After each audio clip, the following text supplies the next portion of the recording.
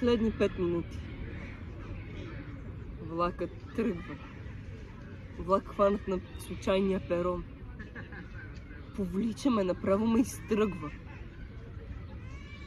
Не е по моя воля. И е без поклон. А изпращачите не са на гарата. В друг влак с друго направление.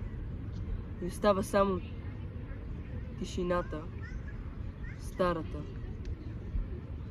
тягостното мрачно настроение. Ще има спирки, гарички, добри места. Ще има и спирачки, аварийни. Ще има и пиячка с много примеси, тунели мрачни, грешки учебийни. А гарата последна. Тя е ясна. Дали ще слезнем заедно на нея? И по пътечка светла тясна, в светлината заедно ще унемеем.